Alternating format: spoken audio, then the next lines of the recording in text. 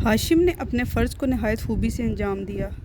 हुज्जाज को नहायत सहचश्मी से खाना खिलाते थे, चरमी हौज़ों में पानी भरवा कर जमज़म और मिना के पास सबील रखते थे, तिजारत को नहायत तरक्की दी। कैसर रूम से हतो किताबत करके फरमान लिखवाया कि कुरैश जब उसके मुल्क में असबाब तिजारत लेकर जाएं तो उनसे कोई टैक्स ना लिया जाए। हब्श के बादशाह नजाशी से भी इस किस्म का फरमान हासिल किया। चुनाचे अहले अरब जाड़ों में यमन और गर्मियों में शाम और एशियाई कोचक तक तिजारत के लिए जाया करते थे। इस ज़माने में अंगूरिया, जो एशियाई कोचक का मशहूर शहर है, कैसर का पाया तख्त था। तुज्जार कुरैश अंगूरिया में जाते तो कैसर नहायत इज़्ज़त और हुर्मत से खैर मकदम करता था। अरब में रास्ते महफूज ना थे। हाशिम ने मुख्तलिफ़ कबाइल में दौरा करके कबाइल से ये मुआहिदा किया कि कुरैश के कारवाने तिजारत को ज़रर ना पहुँचाएँगे, जिसके सिले में कारवाने कुरैश इन कबाइल में इनकी ज़रूरत की चीज़ें लेकर खुद जाएगा और इनसे ख़रीदो फ़रोख्त करेगा। यह सबब था कि अरब में बावजूद आम लूट मार के कुरैश का काफ़िला तिजारत हमेशा महफूज रहता था। एक दफ़ा मक्का में कहत पड़ा। हाशिम ने इस कहत में रोटियाँ चूरा करके लोगों को खिलाईं। इस वक्त से उनका नाम हाशिम मशहूर हो गया। अरबी ज़बान में चूरा करने को हशम कहते हैं, जिसका इसम फ़ाइल हाशिम है। एक बार तिजारत की गर्ज से शाम गए, रास्ते में मदीना में ठहरे। वहाँ साल के साल बाज़ार लगता था। बाज़ार में गए तो एक औरत को देखा जिसकी हरकत व सकनात से शराफत और फरासत का इजहार होता था। उसके साथ हसीन और जमील भी थी।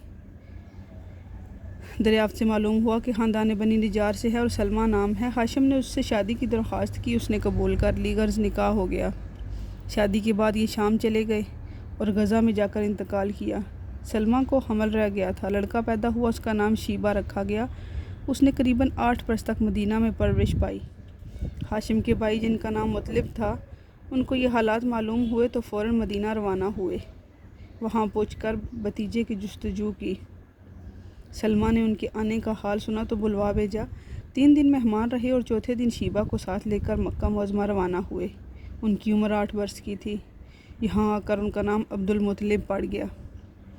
अब्दुल मुतलिब के लफ्ज़ी माने मुतलिब का ग़ुलाम है, इसलिए अरबाब शेर ने बजाय तस्मिया में बहुत से अक़वाल नकल किए हैं, जिनमें सही तर ये है कि चूँकि मुतलिब ने उनकी परवरिश की थी और ये यतीम थे, इसलिए अरब के मुहावरे के मुताबिक ग़ुलाम मुतलिब मशहूर हो गए।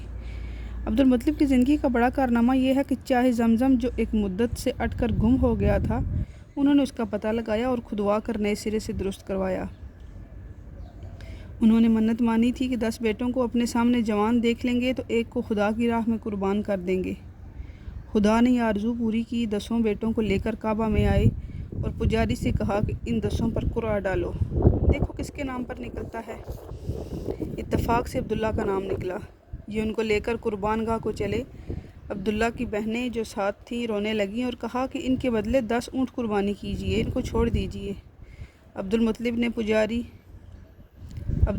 ने पुजारी ने कहा कि अब्दुल्ला पर और 10 ऊँटों पर पुजारी से कहा कि अब्दुल्ला पर और 10 ऊँटों पर कुरा डालो। इत्तफाक ये है कि अब्दुल्ला ही के नाम पर कुरा निकला।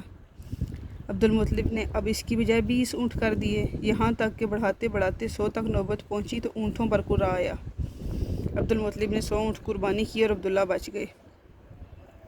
ये वाक़दी की रवायत है। इब्न इसहाक़ का बयान है कि ऊँटों के मुआवजे की तदबीर रूसाए कुरैश ने तजवीज़ की थी। अब्दुल मुतलिब के 10 या 12 बेटों में से 5 शख्सों ने इस्लाम या कुफ्र की खसूसियत की वजह से शोहरत आम हासिल की, यानी अबू लहब, अबू तालिब, अब्दुल्ला, हज़रत हमज़ा, हज़रत अब्बास। आमतौर पर मशहूर है कि अबू लहब का असली नाम और है ख़त्ताब। हज़रत सल्लल्लाहु अलैहि वसल्लम ने यह सहाबा ने दिया। ख़त्ताब हज़रत सल्लल्लाहु अलैहि वसल्लम या सहाबा ने दिया, लेकिन ये गलती है। इब्न साद ने तबक़ात में तसरीह की है कि ये लक़ब ख़ुद अब्दुल मुतलिब ने दिया था, जिसकी वजह ये थी कि अबू लहब नहायत हसीन और जमील था और अरब में गोरे चेहरे को शोला आतिश कहते हैं। फ़ारसी में भी आतिशी रुखसार है। अब्दुल्ला कुर्बानी से बच गए तो अब्दुल मुतलिब को उनकी शादी की फ़िक्र हुई। कबीला ज़ोहरा में वाहब बिन अब्द मनाफ की साहबजादी, जिनका नाम आमिना था, कुरैश के तमाम ख़ानदानों में मुमताज़ थी। वह इस वक्त अपने चचा वाहब के पास रहती थीं। अब्दुल मुतलिब वाहब के पास गए और अब्दुल्ला की शादी का पैगाम दिया। انہوں نے منظور کیا اور عقد ہو گیا۔ اس موقع پر خود عبدالمطلب نے بھی وہب کی صاحبزادی سے جن کا نام حالہ تھا شادی کی۔